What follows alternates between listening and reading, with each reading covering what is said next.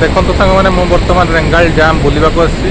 ତ ଦେଖିପାରୁଥିବେ ଆପଣମାନେ ରେଙ୍ଗାଲି ଡ୍ୟାମ୍ର ଭ୍ୟୁ କେମିତି ଅଛି। ତ ଦେଖନ୍ତୁ ପାଣି କେମିତି ସ୍ପିଡ଼ରେ ଯାଉଛି। ତ ଆପଣମାନେ ଦେଖିପାରୁଥିବେ। ତ ପାଖକୁ ମୁଁ ଆପଣମାନଙ୍କୁ ନେଇକି ଦେଖେଇବି କ'ଣ କେମିତି ତାର ଭ୍ୟୁ ଅଛି।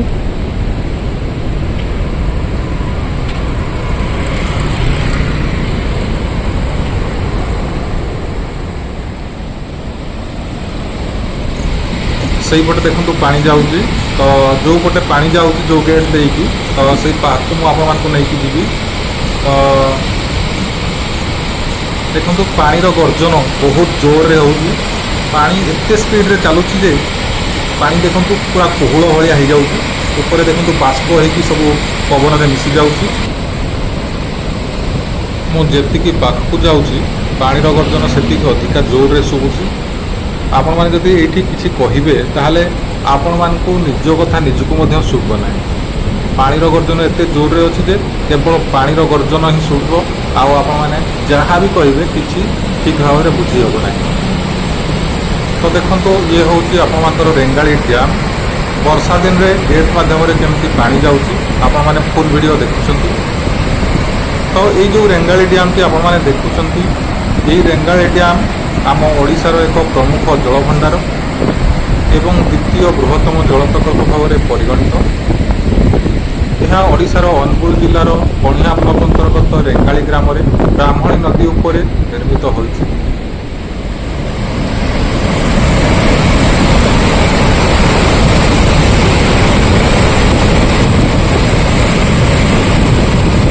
ପାଣି ପୁରା କେଡ଼େ ଜୋରରେ ଯାଉଛି।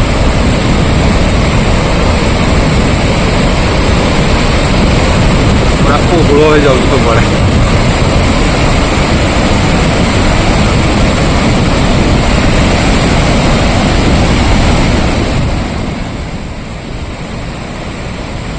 ଏହି ରେଙ୍ଗାଲି ଡ୍ୟାମ୍ର ନିର୍ମାଣ କାର୍ଯ୍ୟ 1985 ମସିହାରେ ଶେଷ ହୋଇଥିଲା।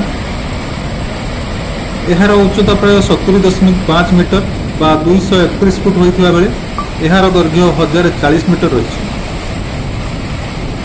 ଏହି ବନ୍ଧ ବ୍ରାହ୍ମଣୀ ଅବବାହିକାରେ ବନ୍ୟା ପରିସ୍ଥିତିକୁ ନିୟନ୍ତ୍ରଣ କରିବାରେ ପ୍ରମୁଖ ଭୂମିକା ଗ୍ରହଣ କରେ। ଏହାର କେନାଲ ଏବଂ ତଳମୁଣ୍ଡରେ ଥିବା ବ୍ୟାରେଜ ଜରିଆରେ ହଜାର ହଜାର ହେକ୍ଟର ଜମିକୁ ଜଳସେଚନ ଯୋଗାଇ ଦିଆଯାଏ ଏବଂ ଜଳଭଣ୍ଡାରର ପାଣିକୁ ବ୍ୟବହାର କରି ଏଠାରେ ବିଦ୍ୟୁତ୍ ଉତ୍ପାଦନ କରାଯାଏ।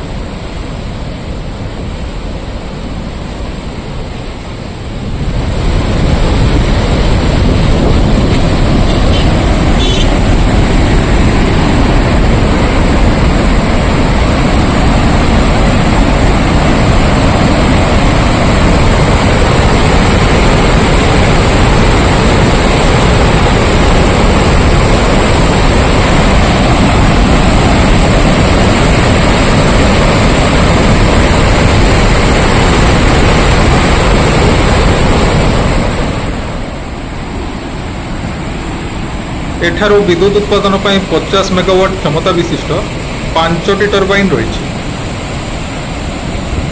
ରେଙ୍ଗାଲି ଡ୍ୟାମ୍ ଠାରୁ 35 କିଲୋମିଟର ନଦୀର ନିମ୍ନ ଭାଗରେ ସମଲ ବ୍ୟାରେଜ ଅବସ୍ଥିତ।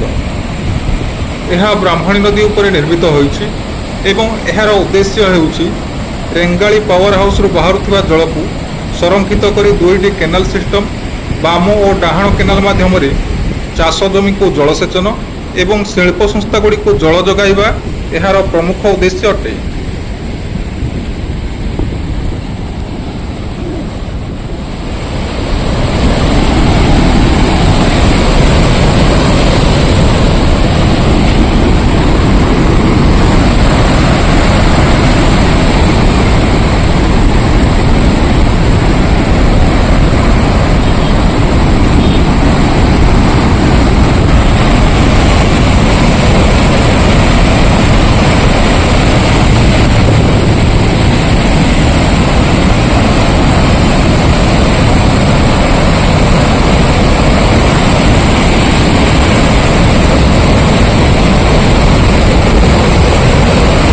ଜୋରରେ ଗର୍ଜନ କରୁଛି। ପାଣିଟା ବହୁତ ସ୍ପିଡ଼ରେ ପାଣି ଯାଉଛି।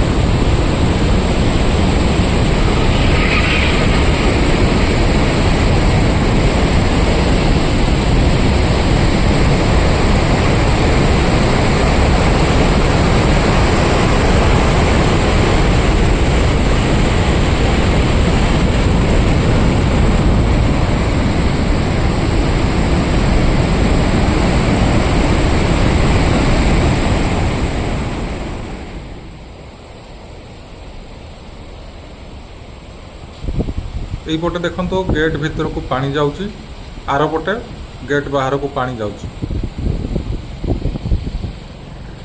ଯଦି ଆପଣମାନଙ୍କୁ ଆମର ଏହି ଭିଡ଼ିଓଟି ପସନ୍ଦ ଆସିଥାଏ ତେବେ ଆପଣ କେଉଁ ଡିଷ୍ଟ୍ରିକ୍ଟରୁ ଦେଖୁଛନ୍ତି ନିହାତି ଭାବରେ କମେଣ୍ଟ ବକ୍ସରେ ଜଣାଇବେ ଏବଂ ଆମର ଚ୍ୟାନେଲଟିକୁ ସବସ୍କ୍ରାଇବ୍ କରିଦେବେ, ଯାହାଦ୍ୱାରା ଏହିଭଳି ନୂଆ ନୂଆ ଭିଡ଼ିଓ ଦେଖିପାରିବେ ସର୍ବପ୍ରଥମେ।